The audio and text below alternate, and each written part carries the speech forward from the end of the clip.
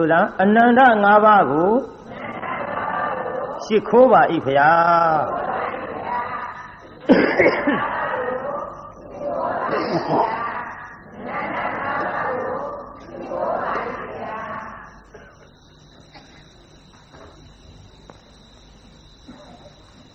အနန္တ၅ပါးကိုရှိခိုးပြီးတဲ့နောက်ဘုန်းကြီးကြေညာထားတာနောက်ပိုင်းဟောမဲ့ဇာတ်လမ်းကသူများမကောင်းကြံကိုယ်ဘေးဒဏ်ထိ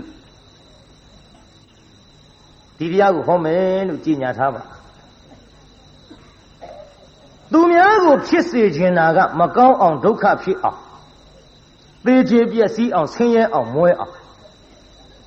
အဲ့ဒါလို့ဖြစ်စေခြင်းနဲ့ဗျာပါဒတရားတွေသူများမိမိကြံတယ်လို့မဖြစ်ဘဲနဲ့ဒီဘေးဒဏ်တွေကိုပြန်ပြီးတော့ထိတတ်ပါတယ်အဲ့ဒီအကြောင်းလေးကျုပ်ဟောခြင်းလို့တခြားမဟုတ်ပါဘူးပြိဿကျွတ်တို့ဘုရားကိုယ်တော်မြတ်ကြီးလက်ထက်တော်ကကောသလခေါ်တဲ့တိုင်းမှာအင်ဂျီ1000ရှိတဲ့ရွာကြီးအဲ့ဒီရွာကြီးမှာနောက်ဘဝကကိုပြုတ်ခဲ့တဲ့မကောင်းသောအကြံမကောင်းသောကံကြောင့်ကိုပြန်ဘေးဒဏ်ထိတဲ့တငယ်တယောက်ကိုကျုပ်အကြောင်းပြုဟောမယ်နောက်ဘဝကသူဘာတွေလုပ်ခဲ့ပါလိမ့်သူလုပ်ခဲ့တဲ့အလုပ်ကမိမိရဲ့ကြောင်းတိုက်အတွင်းသို့အာဂန္တုအရှင်များကြွရောက်လာတဲ့အချိန်တက္ကမများကဆွမ်းစားပင့်ကြောင်းရှိတန်ခါအကုန်ပါဗျာလို့တန်ခါကုံဆွမ်းစားပင့်တန်ခါကုံဆွမ်းစားပင့်တော့အဲ့ဒီကြောင်းတိုင်ဘုန်းကြီးကအဲ့ဒီတန်ခါတွေသူဆွမ်းမစားတဲ့ချင်းအဲ့ဒီတန်ဃာတွေဆွမ်းကပ်မှာဆွမ်းလှူမှာကိုပင်လျင်သူ့အနေနဲ့ကမနာလိုဝန်တိုအိတ်တာမစ္စရိယတွေများစွာဖြစ်လာအဲ့ဒီလိုအိတ်တာမစ္စရိယတွေဖြစ်လာတော့ခက်တာပဲဒီတက္ကများနဲ့ငါအမြဲတမ်းနေတဲ့ကြောင်းတိုင်ဘုန်းကြီးငါအပင့်သွားပြီးတာအခုတော့ကြည်စမ်းတန်ဃာဓုအလေကောင်းမှာကြောင်းရှိတန်ခါကုန်ပါဗျာလို့ဆွမ်းစားပင့်မဖြစ်ဘူးမပင့်မဲထားရင်လည်းဝီနီးတော်နဲ့ငါမှအဆင်မပြေဘူးအလေမနဲ့ကြရင်တော့ခေါင်းလောင်းကြီးတော့ရှိသားပဲခေါင်းလောင်းထိုးပြီးပင့်ရမှာပေါ့ဒီခေါင်းလောင်းကြီးထိုးနေကြဒုံနဲ့ထိုးရင်လည်းပဲဒီကိုယ်တော်တွေနိုးမှာမနိုးအောင်ထိုးမနှောအောင်ထိုးမယ်ဆိုပြီးတော့တရားနာပြိတ္တကြီးမနဲ့အိယာကထားဒီပြည့်တန်ဃာတွေမှာထားခင်ခေါင်းလုံးကိုကျွတ်တို့ဘာနဲ့ထိုးလို့ဆိုတော့တမန်းမြက်ကလေးနဲ့သွားထိုးပြိတ္တကြီးခေါင်းလုံးတမန်းမြက်နဲ့ထိုးလို့ညီပါသူများရဲ့လက်လာပါသူများဆွမ်းစားရမယ့်ကိစ္စဒါကိုပင်လျင်သူ့စိတ်ထဲမနာလိုဝန်တိုးပြီးတော့တမန်းမြက်ဖြားလေးနဲ့ခေါင်းလောင်းထိုးပြီးတော့အရာထဲဆွမ်းစားကြွတဘာတဲ့ကြွသွားရှင်ဗျာတဲ့ကြောက်ရှိတဲ့အာဂန္တုတန်ဃာတော်ရောတပိတော်တို့ဆွမ်းစားတန်ဃာကုံပင့်ထားတာပါဘယ်နဲ့ကြောင့်တဘာတဲ့ကြွလာတော့ဗျာဩတကားတို့မလာခြင်းလို့အိပ်ပုတ်တဲ့ကိုတော်တွေပဲမျောမနေနဲ့ကတကကြွလာတဲ့ကိုတော်ကကြွလာတာလဲသူတပါးတဲ့တော့ခွက်ချကိုပြိတ္တကြွလာတဲ့ကိုတော်သာကအရှင်မဟာနှိုးဘူးလားဗျအမလေးနှိုးလိုက်တာခေါင်းလောင်းတအားထိုးတာတောင်မနှိုးဘူးမှန်လားပါဗျာခေါင်းလောင်းထိုးရသားနဲ့မနှိုးဘူးဆိုရင်တော့ဒီတန်ဃာတော်ကြီးရဲ့ရှေ့မှောက်မှာတပည့်တော်ဆွမ်းစားပင့်လျှောက်ခဲ့တာပါဗျာခေါင်းလောင်းထိုးလို့မှမနှိုးဘူးဆိုရင်တော့တပည့်တော်အိမ်ကကတ်တဲ့ဆွမ်းမဖုံးပေးခြင်းလို့လားသူဒီမဟုတ်ဒီအချိန်အစောကြီးအိပ်ပြက်မခံနိုင်ဘူးဆိုပြီးများနေရကြလေသလားဗျာကဲအရှင်ဘုရားပဲတပည့်တော်တို့ကတ်ပါမယ်ဗျာသူ့ပဲဆွမ်းကတ်ကြဆွမ်းဖုံးပေးပြန်မကောင်းတာကတော့အတော့ကိုမကောင်းတာပဲပြိဿကြီးအဲ့ဒီဘုံကြီးကောင်းသလားမကောင်းဘူးလားအဲ့ဒီဘုံကြီးမျိုးကိုခင်ဗျားတို့ကြည်ညိုသလားမကြည်ညိုဘူးလားကြည်ညိုပါဗျာကျွတ်တို့ကြတော့ရောဒါပေမဲ့အိတ်ထောင်နဲ့အပြည့်ထည့်ခဲ့ကြလားဒါမှအောင်ပါကို ကြီးညိုတဲ့ဘုန်းကြီးကြီးညိုစရာကောင်းရင်ကြီးညိုရမယ်ကြီးညိုစရာမကောင်းရင်ကြီးညိုတဲ့နေရာမှာတရားတရားပြတ်တတ်ပါမှန်လားပြိတ္တကြီးလူတွေအကြည်ညိုမဲ့အောင်အဲ့ဒီကဲ့သို့မိမိကြောင့်ရှိတန်ဃာတွေအားဝတ်ကြည်တန်းကြည်ခေါင်းလောင်မထိုးဘူးလို့မဆိုရယုံတော့ဖဲတရားနာပြိတ္တသမမ်းမြက်ဖြားလေးနဲ့ထိုးပြီးတော့သူတော်ဟာတဲ့လိုက်စားခဲ့တဲ့သူများရဲ့လက်လာဘကိုပိတ်ပင်ခဲ့တဲ့သူများမကောင်းကြံခဲ့တဲ့ကိုတော်သည်အဲ့ဒီဘဝကစုတည်၍ဟာကျွတ်တို့ဂေါရမဘုရားလက်ထက်ကောတလတိုင်းမှာအင်ကြီး1000ရှိတဲ့တန်ဃာရွာကိုသူလူလာဖြစ်တယ်ဒါအင်ကြီးဘယ်လောက်ရှိဘာရွာကြီးတို့တန်ဃာရွာကြီးဘာရွာကြီးတို့ဟဲ့အဲ့ဒီတန်ဃာရွာမှာမိန်းမတယောက်ဝမ်းသူတန်နေခတော့လေအဲ့ဒီအင်ကြီး1000ရှိတဲ့တန်ဃာတွေဒီလုပ်ငန်းကင်ငန်းမှာအကုန်လုံး9ကောင်မှမရတော့ဘူးတဲ့ပြိတ္တကြီးကြည်တရားနာပြိတ္တမိမိမလှူလို့မိမိတွေမွဲတယ်မထင်နဲ့တော့ဘေးအဆွေအပွားတွေပါအဲ့ဒါလို့ဝန်တူနှမျောတဲ့ပုံကိုနဲ့ပတ်သက်ပြီးချိကြိုက်လာတယ်အင်ကြီး1000ရှိတဲ့တန်ဃာတွေ9ကောင်မှမရတော့ဟာဘယ်လိုဖြေကုန်တာလဲဟာငါတို့အင်ကြီး1000ရှိတဲ့ရွာကြီးလိုက်စုံစမ်းလိုက်ကြတော့မင်းရရတကောင်မရဘူးကွာမင်းရောတကောင်မရဘူးကွာဟာမင်းရောတကောင်မရဘူးကွာတရွာလုံးတရားနာပြိတ္တနှက်ဆက်အောင်တူနဲ့တူတယောက်နဲ့တယောက်ရှောက်မေးလိုက်တော့အင်းကြီး1000ရှိတဲ့ရွာကြီး9ကောင်မှမရဟေးအကြောင်းထူးတယ်ကွာအကြောင်းထူးတယ်ကွာတို့ရွာကြီးထဲမှာယုံမာတဲ့လူရှိခက်တော့ခက်သားလားလေတန်ဃာလှုပ်ရှားတဲ့လူကယုံမာတဲ့လူရှိပြီဆိုတော့ကွာတော့ကြတာပေါ့ဟဲ့လူယုံမာရွေးမကွာသူများအသက်တတ်တဲ့လူတွေလူယုံမာရွေးတော့မယ်တဲ့ပြိဿရဲ့လူယုံမာရွေးတယ်ဆိုလဲရွေးပြီမှာပဲပြိဿပြစ္ဆုတ်ပံကံကိုသူတို့တွက်တော်လဲတွေ့မှာကအတိတ်ကံယုံမာတဲ့လူကိုတွေ့မှာကိုပြိဿကြီးဘာတွေ့မှာတော့အတိတ်ကံဟေးဓမ္မတို့အင်ကြီး1000ရှိတဲ့ရွာတွေကလူယုံမာရွေးရအောင်900စီခွဲလိုက်ကြစို့900စီခွဲ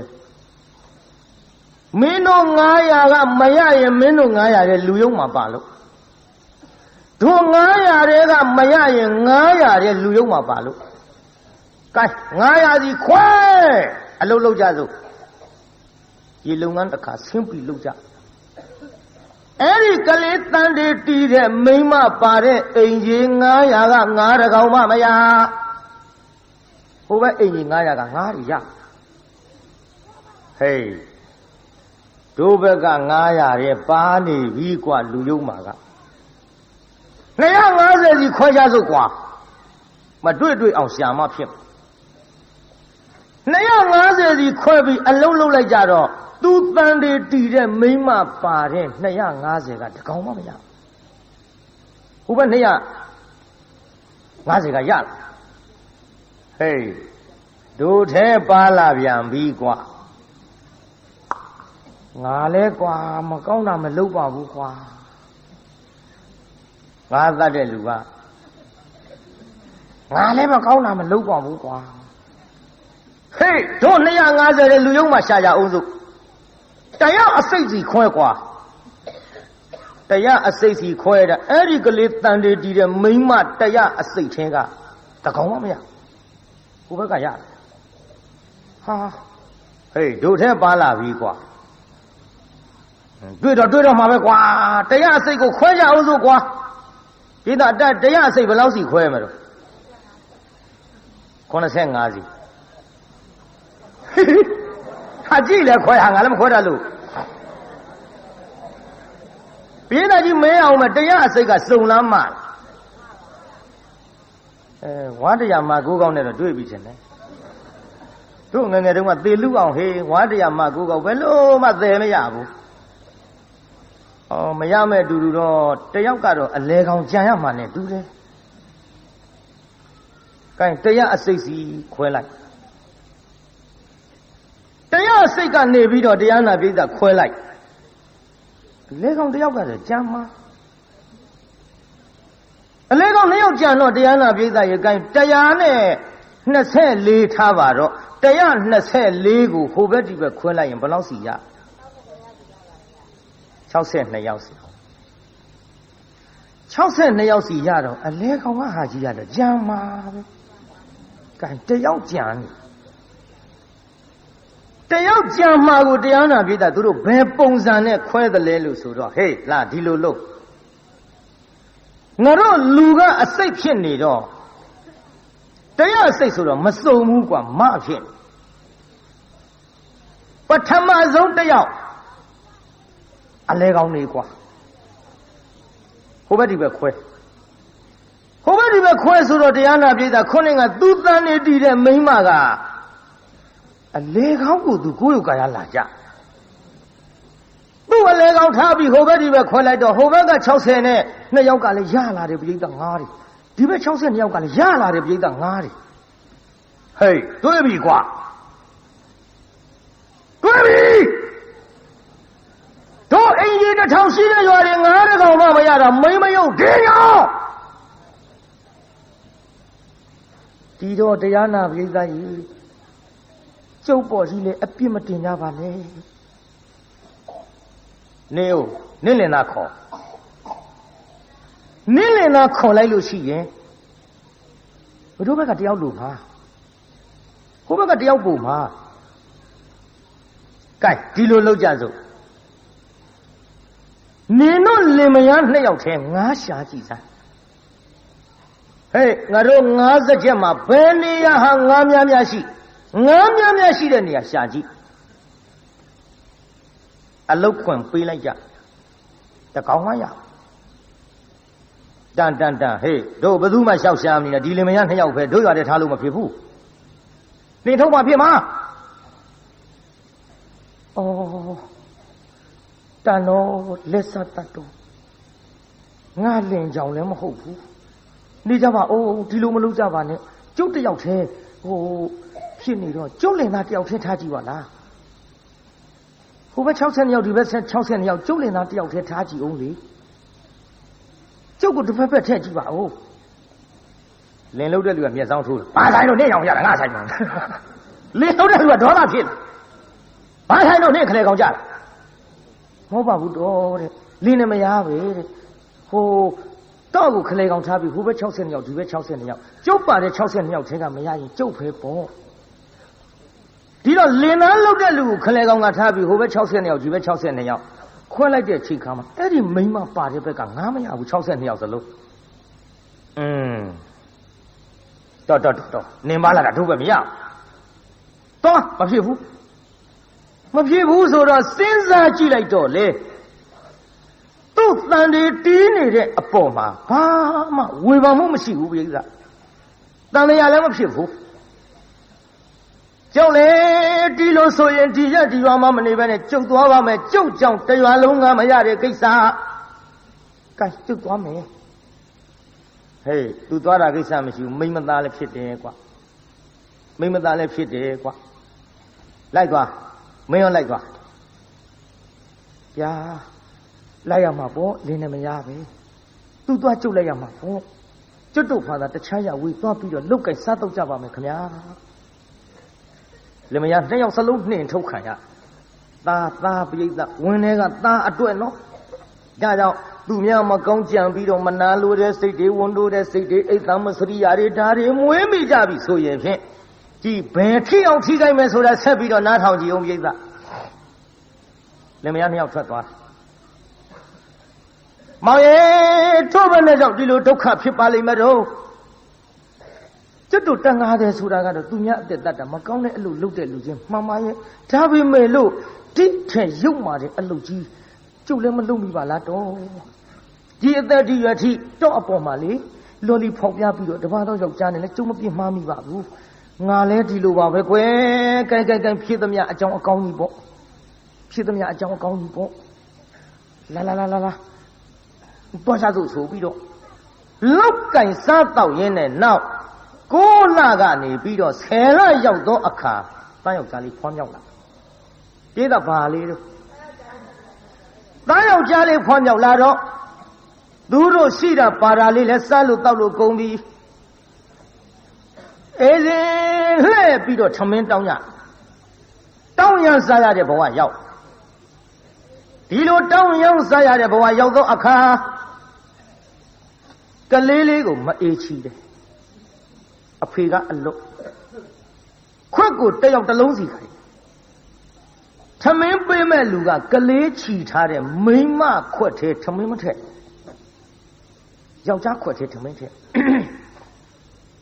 ကျုပ်လည်းပေးပါအောင်တော့ဟိုကတယောက်ထဲပါကျုပ်ကသားလေးနဲ့ပါမပေးဘူးနင်သားတော်လေးရှိပြစ်လိုက်နင်သားတော်လေးရှိပြစ်လိုက်အိမ်တိုင်းဒီလိုကြီးအပြောခံရကဲမောင်ရဲ့ကလေးကြောင့်များလားတို့မသိဘူးจิตသိမ်းထားစရာကြီးဖြစ်လာပြီဒီရွယ်လေးဆိုတာအလွန်တနာရကြတာကဲရောမောင်ရဲ့ကလေးတစ်နှစ်ချီပါဦးယောက်ျားကလေးပေးပြီးတော့နောက်တဲ့အိမ်ကျတော့ဒီလိုပဲတခါတည်းခွက်တစ်လုံးစီကင်တောင်းကလေးမပါတဲ့မိန်းမရဲ့ခွက်ထဲကိုထမင်းထည့်သည်ကလေးချီထားတဲ့ယောက်ျားရဲ့ခွက်ထဲထမင်းမပေးဘူးသူ့တယောက်ထဲပါဗျာကျုပ်ကလေးလေးနဲ့ကျုပ်ခွက်ထဲထဲပါဦးမပေးဘူးအဲ့ဒီကလေးတော်တဲ့ရှိပြလိုက်အဲ့ဒီကလေးတော်တဲ့ရှိပြလိုက်ဒီတိုင်းကြီးအပြောခံရဟုတ်ပါပြီကွယ်ဟုတ်ပြီနှမငါတို့အင်ကြီး1000ရှိတဲ့တန်ဃာရွာကြီးငါတကောင်းမှမရတာသူ့ကြောင့်ကလေးချီသောမိခင်ခွက်တဲ့ထမင်းမထဲတာသူ့ကြောင့်ကလေးချီသောဖခင်ရဲ့ခွက်တဲ့ထမင်းမထဲတာသူ့ကြောင့်အဲ့လေသူ့တော်လေ9 လလွယ်10 လဖွားတဲ့သားမင်းလည်းတနာပြီမယ်ငါလည်းကိုယ်ပဲဖြစ်တဲ့ရင်သွေးတော့ချစ်တာပဲနှမရဲ့ကလေးတဖြည်းဖြည်းစောင့်ပြီးတော့မွေးကြွေးကြည့်ကြပါအုံးစိုးနဲ့တဖြည်းဖြည်းစောင့်ပြီးမွေးကြွေးကြည့်ပြီးလာခဲ့ရကလေးကမတ်တပ်ပြေးလေးဘဝရောက်လာမတ်တပ်ပြေးလေးဘဝရောက်တော့ရှုပ်ပြီးတောင်းလိုက်ကြတဲ့ကိစ္စဒီကလေးမြင်တိုင်းမေတ္တာပြည့်ဒီကလေးမြင်တိုင်းခွက်ထဲထမင်းမထဲကြတော့လင်မယား2 ယောက်တိုင်တယ်ကလေးလေးလည်းမတ်တပ်ပြေးလေးမတ်တပ်ပြေးရနေတဖြည်းဖြည်းသကပီနာကြဘဝနဲ့အရွယ်ကလေးပေါ့လေဥမမဲ့စာမမြောက်လင်းက6 နှစ်သားလေးရောက်လာတော့နှမဒီလိုလုပ်ကြပါစို့ကွယ်ကိုမချီကအမိတော်လဲတာတော်ခဲ့ဤ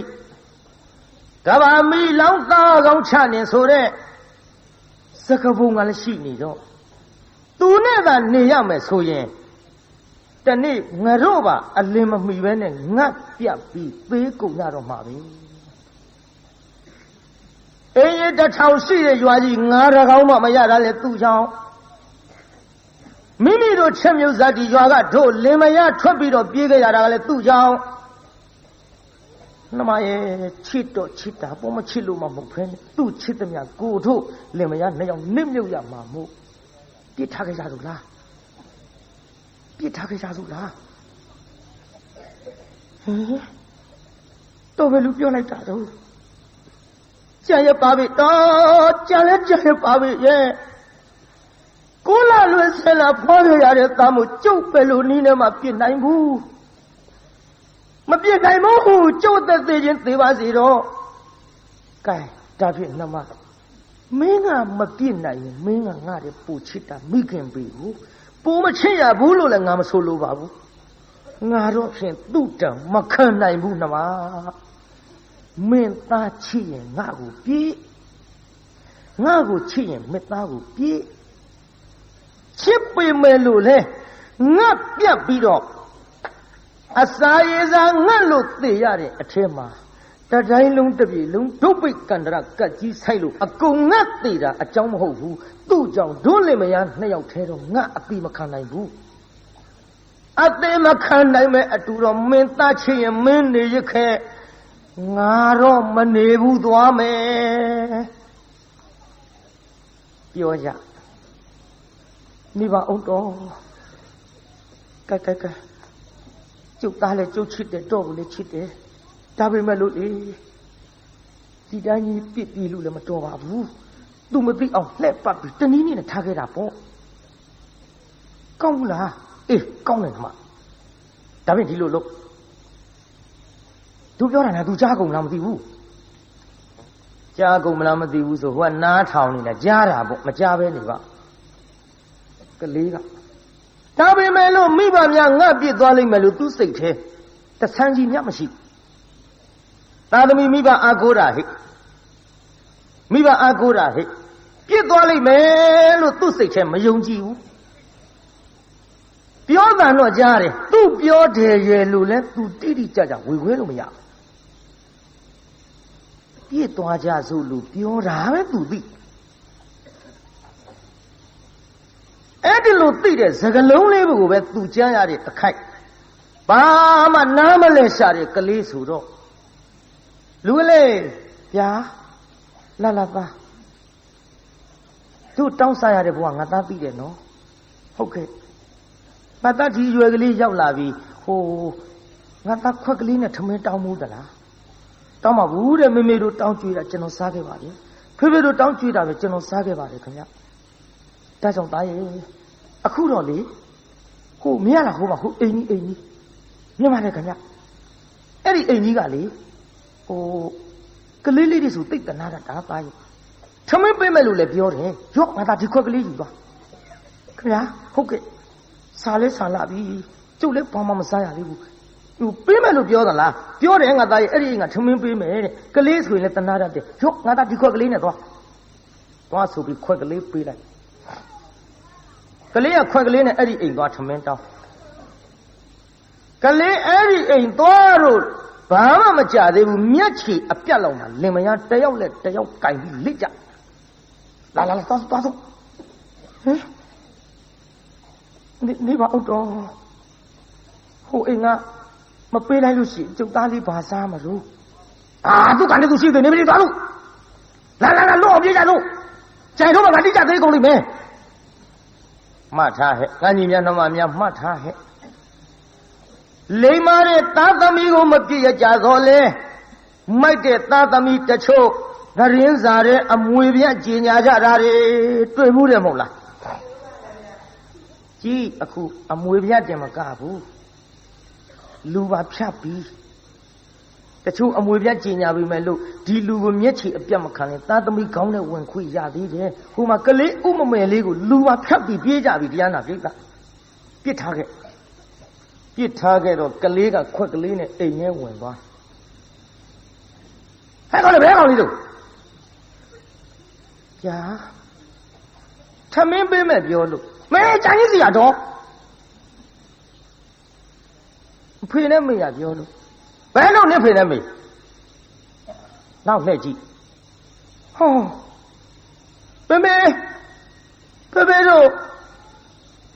ဟောဗျာကျုပ်ပြေးသွားကြပြီဟင်နေပါဦး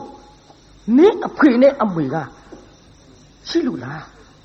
ရှိပါတယ်ကျုပ်ဖေနဲ့အမေခုနကဟိုနားလေးမှာဗျဟိုနားလေးဆိုရှိမှာပေါ့ဟဲ့ကျုပ်ကိုပြောလိုက်တယ်အဲ့ဒီအိမ်ငါတဲ့ကလေးဆိုသိတနာတတ်တာပဲတဲ့တော့ကလေးမြင်လည်းတနာတာမဟုတ်ဘူးသမင်းပေးမယ်ပြောလို့ကျုပ်ခွနဲ့အယူခိုင်းလိုက်လို့ကြံရင်းစီကတော့တို့ပြောပါဟင်ဖေတို့မေမေတို့ငါလိမ်ပြီးတော့ပြစ်သွားကြပြီထင်ပါရဲ့ငါစဉ်းစားကြည့်လိုက်တော့ဖေတို့အမေတို့ပြောတဲ့စကားဥမနားလေပြီအေးကြီးတထောင်ရှိတဲ့ရွာကြီးငါတကောင်းမှမရတာသူ့ကြောင့်ငါပြောတာနဲ့တူပါရဲ့ကျွတ်တို့ချင်းမြုပ်ဒေသအင်ကြီးတထောင်ရှိတဲ့ရွာကြီးကထွက်ပြေးလာရတာသူ့ကြောင့်ဒီကနေ့ဒီအချိန်ထိထမင်းဝအောင်လည်းမစားရဘူးတဲ့သူပါတဲ့မိခင်သူပါတဲ့ဖခင်ခွက်ထဲထမင်းမထည့်ဘူးတဲ့သူတို့ပြောတဲ့စကားတွေအလုံးခြုံကြည့်လိုက်တော့တန်တော်ငါ့ကိုမတနာလို့ပြစ်ပြီးတော့ပြေးကြပါဗောလား Ele maybe a bit machiva will not get with you. A good young Chinese, see young Taman Bemelum, your wood, Kalim, Namatanabu. How about a Kaya? Joe Peru, Joe Pietro, Babi Kaya. Joko Tanalo, see a Tamale Juba Kaya. Eh? Me Queen of Mega Pietro, Minto in a two party in the limit. Heck, Oliver! Who ain't got on who ain't a Peter Canada? Over a little, over a quackling. Malito all Chinese. Papa, Ninto, Kali paying on you. Dilo, Tamim Saya Bawa. Does that make a you lady? You lady. Tamindo Hindori. Some be it don't chaya shit at the Chonia of my ponega, a you lady council. Quid with a Tamay o when Nailu now to. Dilo, ne Masaya Mataya, Anganga, Debiane. Just a gown and no. Won't do that in the Miorari, who come along with the Anabi that the money clean a two get a canino. Just a gown. Any Messiah Matayane. Eight of the pin. Saro and my po. Dilo don't carry a jong, we don't near a kite. Gilem show. Conga something legal a lane, chip, we don't come on my jato, go boy, yaw. Con lego land the yapil. Land the air, you don't want me a salam, leave. Eh, ngani nga bole mi sang thu ja ba ne kwa.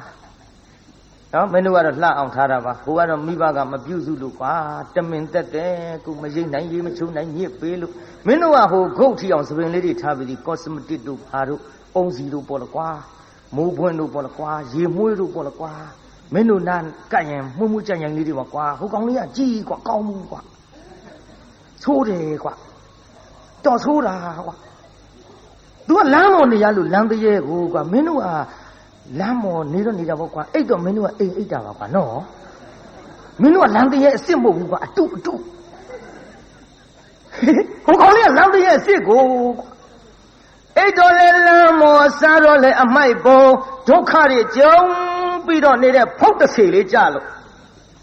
And the low don't cut penny de Gale, oh, didn't need a head. Shindari Bodia Goromia Gigal, the way by Bido Sang and Jo Allah Miene Galego Galego Miene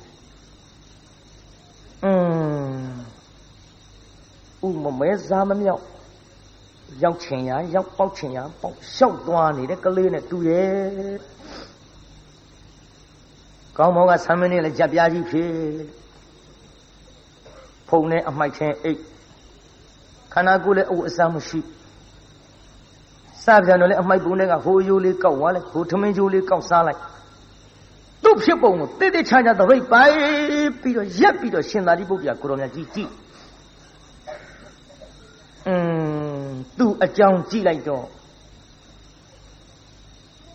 Upan Natia Millennium Mudeli Dila Dido Mudeli Hanaji go Millennium Dila Dido move.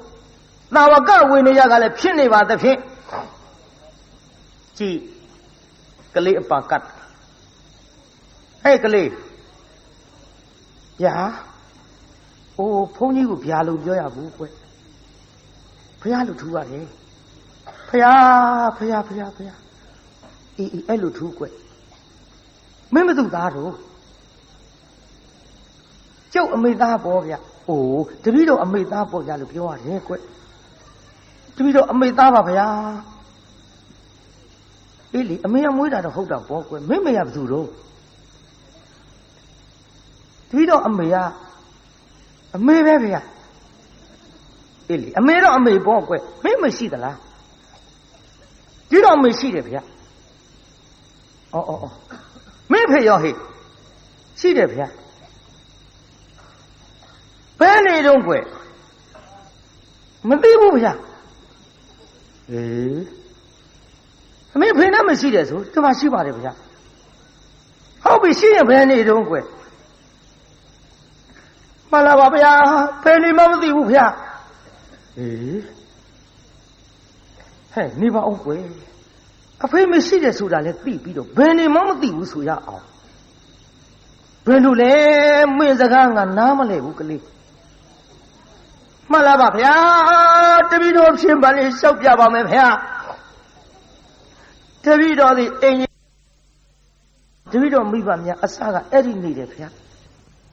တပည့်တော်ကိုတန်တေးတည်တဲ့အချိန်ကစလို့တပည့်တော်မိခင်ဝန်ထဲမှာတပည့်တော်တန်တေးယူတဲ့အချိန်ကစလို့အင်းကြီး1500ကောင်မှမရလို့ခွဲကြတယ်ဗျာတပည့်တော်မိဘနှစ်ပါးပြောတာအစကဘာများလဲလို့အောက်မိတာတပည့်တော်ကြောင့်ဖြစ်နေတာကိုနောက်ပြစ်ပြေးမှသိရပါလားဗျာနောက်ရွာကနေပြီးတော့နှင်းထုတ်လို့တပည့်တော်ဖေမေတပည့်တော်ကြောင့်ထွက်ပြေးခဲ့ကြလို့ဗျာတ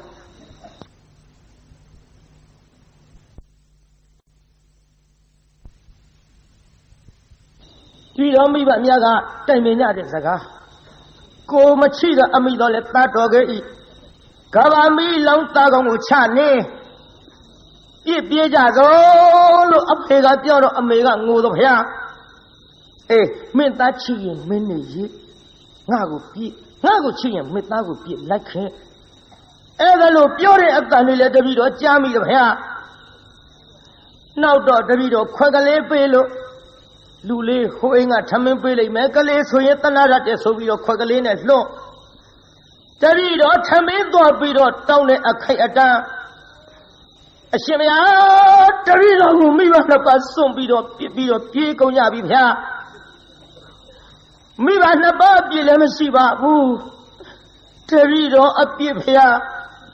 မိဘနှစ်ပါးရွာတွေကထွက်ပြေးရအောင်ခံစားခဲ့ရတဲ့ဒုက္ခတွေတပည့်တော်ကြောင့်ပါဗျာတို့ဖြစ်ပါ၍အရှင်မယားတပည့်တော်အဲ့ရထဲလျှောက်ပြီးတော့ခွနဲ့တောင်းလာလဲဘယ်သူမှကြွေးမယ်လို့မရှိဘူးဗျာအမင်းပါစားနေလို့တပည့်တော်ဟိုအမိုက်ပုံတွေကအယိုးလေးတွေကောက်သွားတော့ဗျာခွေးကြွေးထားတဲ့စခွက်ထဲတပည့်တော်တစ်ခါနှိုက်စားရတော့ဗျာတစ်ခါတစ်စက်မိတ်သွတ်ထားတဲ့ထမင်းကျိုးထမင်းတို့တွေကိုတပည့်တော်စားရတော့ဗျာရှင်သာရိပုတ္တရာကိုရောမြတ်ကြီးအော်တနာစရာပါပဲလားကွယ်အေးဒါဖြင့်မင်းကိုရင်ဝတ်မလားကွယ်ဖယားတပည့်တော်လို့လမ်းတရဲ့ဘယ်သူကကိုရင်ဝတ်ပေးမှာတော့ဗျာ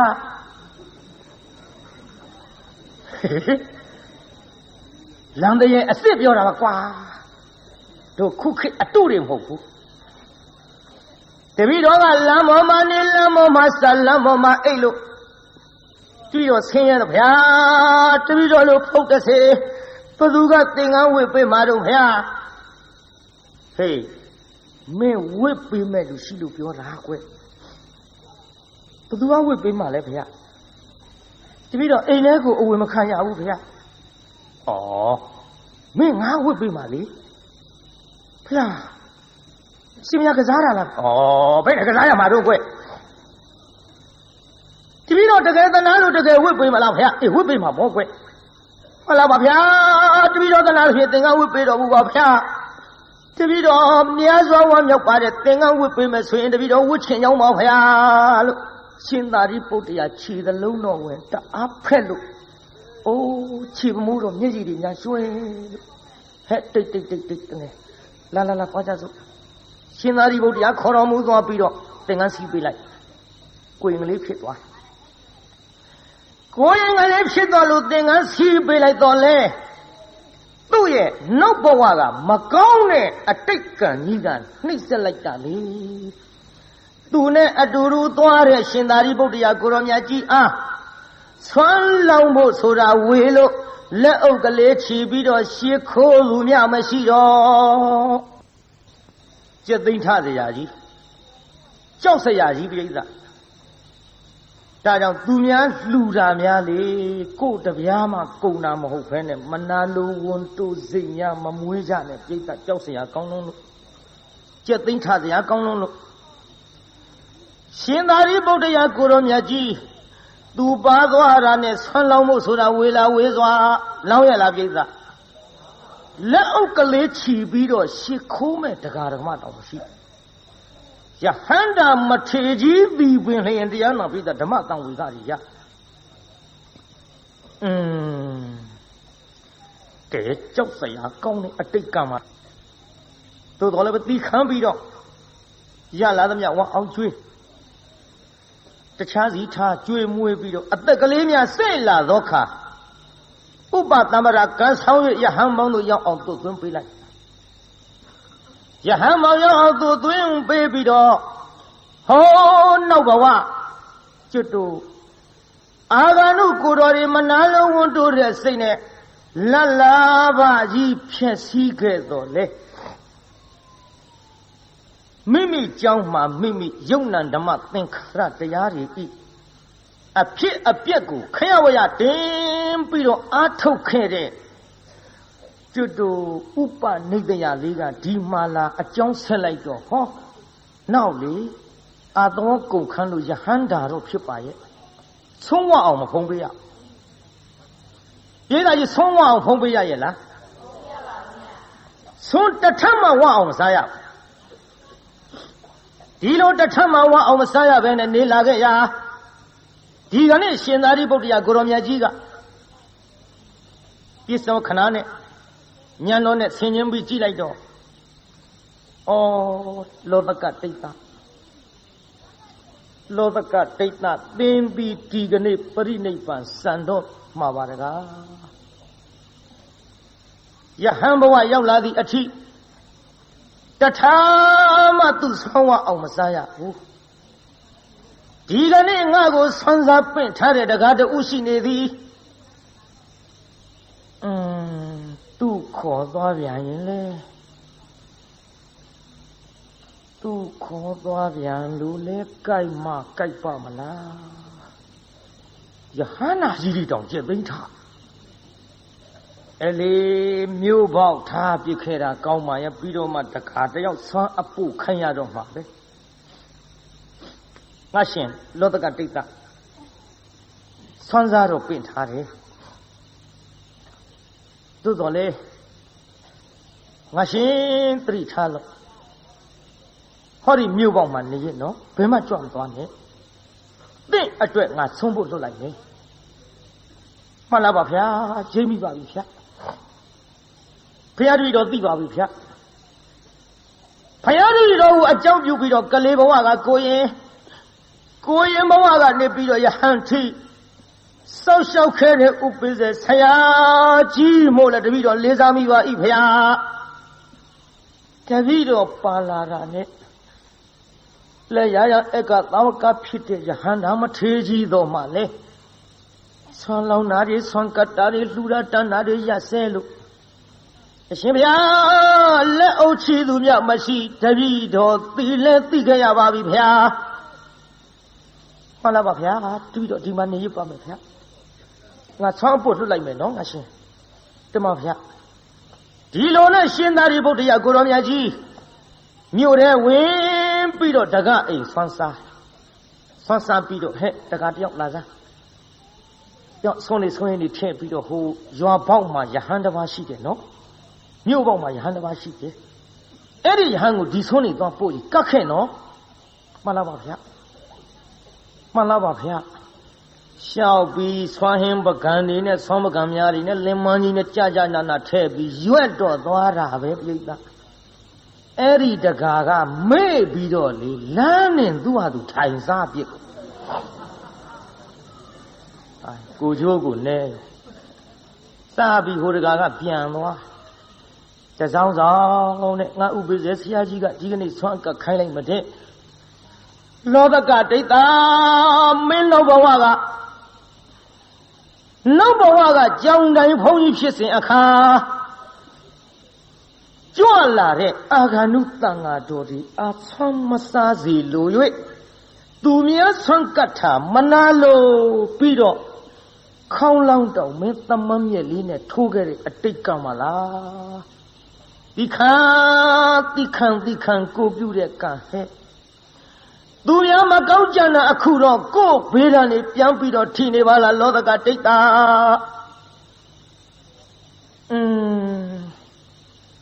ဆုံးဖို့လွတ်လိုက်မယ်တဲ့ဥပိ္ပဇေဆရာကြီးကငါတနာလို့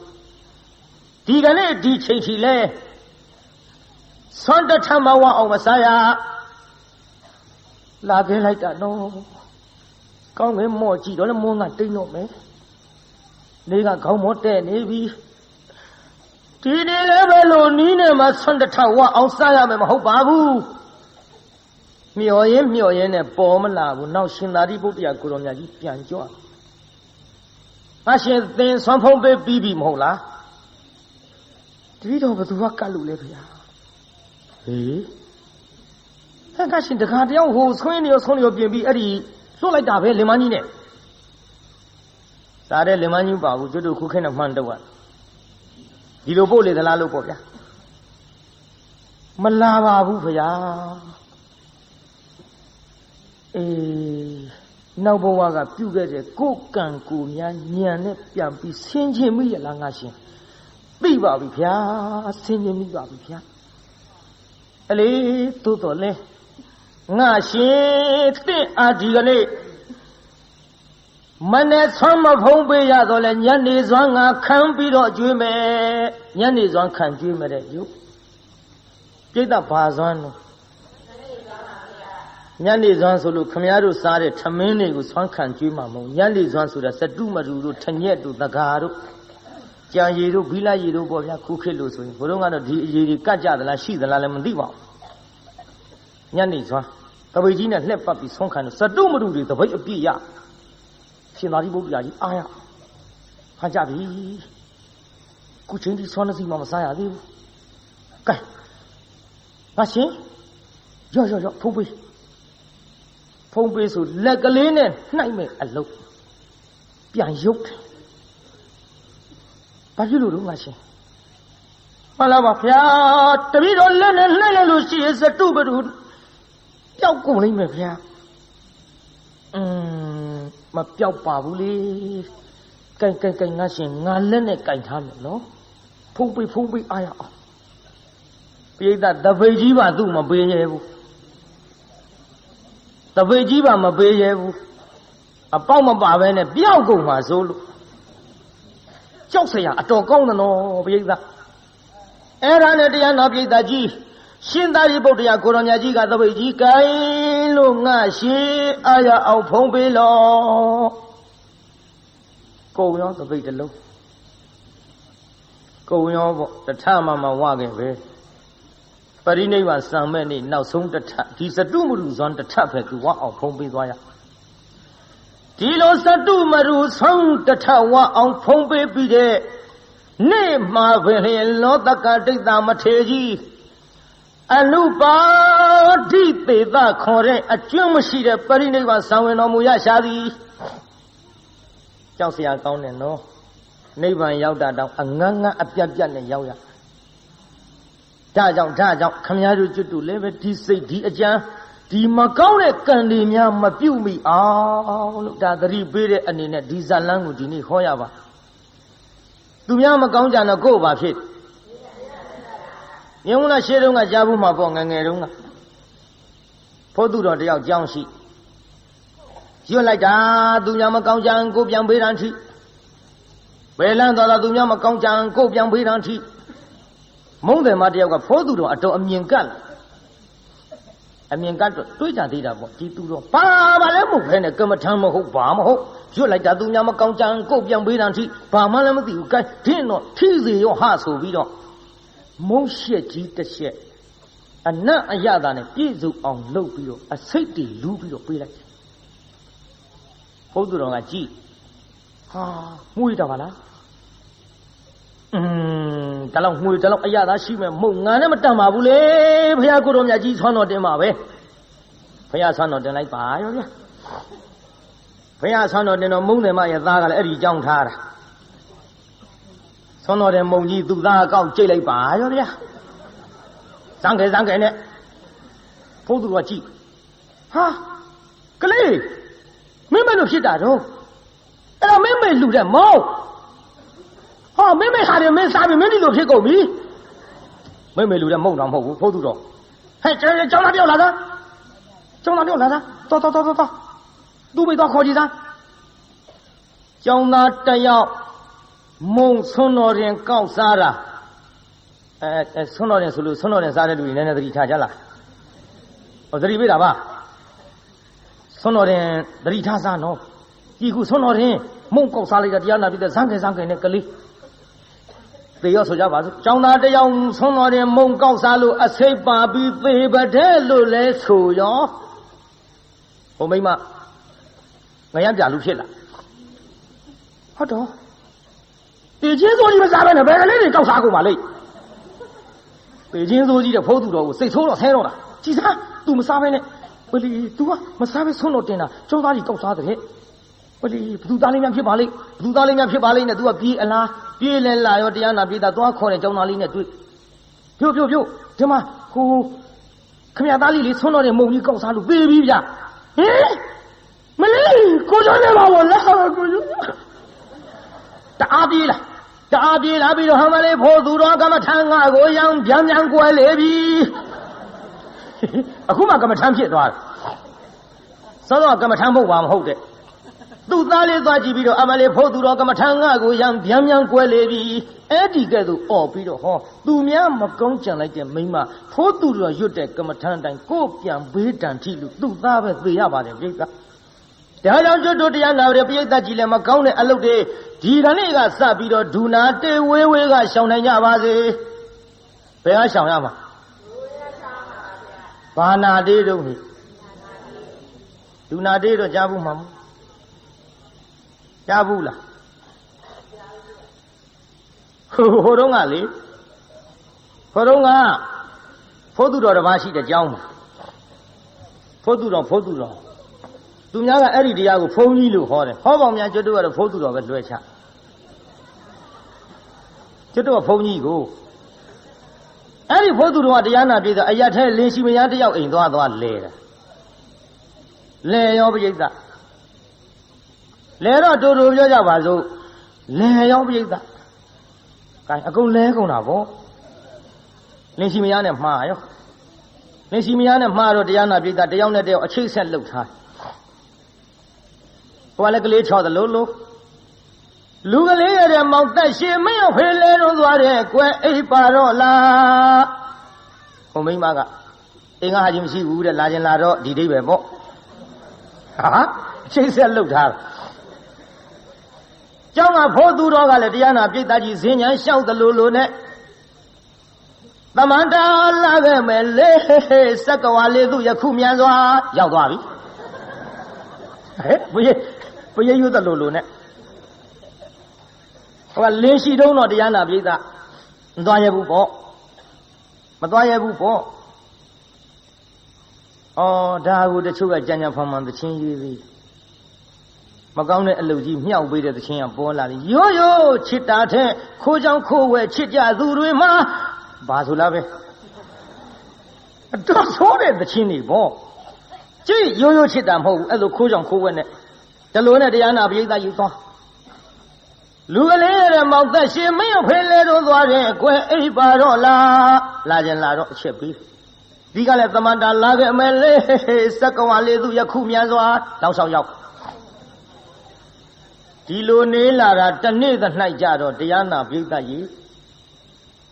လင်လုံးတဲ့လူကညာကြီးမင်းကောင်ပြန်အလားဟုတ်တော့အိမ်ကလူပြန်လာပြီဒီမလာဖုန်းသူတော့ကတုံးဆွဲခေါ်သွားအဲ့လေးလက်ဆွဲခေါ်သွား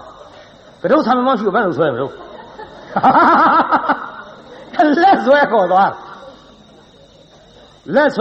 ပြီးတော့တစက်မိတ်ချထားတဲ့လူတထိုင်မလွတ်တယ်လို့စင်အိုးကြီးတဲ့ထက်တော့ခေါင်းကနည်းနည်းအထက်မောက်ပြီးပေါ်နေအဲ့ဒါဘန်းစုပ်ကြီးကောက်အုပ်ဘန်းကလည်းပကံများလောက်စုပ်ပကံများလောက်အလဲကောင်ကစုပ်တဲ့ဘန်းအုပ်လိုက်တော့သူ့ကောင်းကြီးကဘန်းပေါက်ထဲကနေဖူးဖူးကြီးထွက်ဒီတော့လင်လုတ်တဲ့လူကပြောနေမလို့တော့အချိန်ရှိမှာဟိုမိဘတွေကငါချောင်ပြကြောင်စားဆုံးလို့ကျုပ်သိမ့်တာ မိမများတေခနုပတ္တိညာကောင်းလိန်စားနိုင်တဲ့မိမလင့်အပေါ်အဲ့ဒါလူစော်ပဲလူပေါ်ပဲမှတ်ထားတချို့မိမလင်လိန်စားတယ်အဲမိဖို့ကြောင့်လည်းငါ6ပြကြောင်စားမှာကကိစ္စမရှိပါဘူးဒီစင်ဝဘော်မမရပါတော့ဟာတော့နဲ့တော့အဆန်းလို့ကျွတ်တော့ကောက်ဆိုင်စီထောင်ထားတယ်မဟုတ်လားတော့ကောက်ဆိုင်မတွေထုထုခေါ်တယ်မောင်းသစ်ကြီးလေတော်ဝဲလာတဲ့မောင်းသစ်ကြီးညံကကောင်းတယ်ပြုံးမနဲ့ဆိုတော့အခုမောင်းကြီးတိုင်မဲ့မဲကြီးအေးငါဝဲလာတဲ့မောင်းကြီးငါတခါမှထုမကြည့်ရဘူး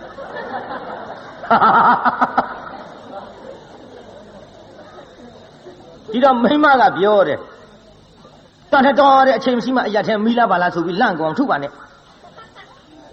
နည်းနည်းတော့စမ်းကြည့်ရအောင်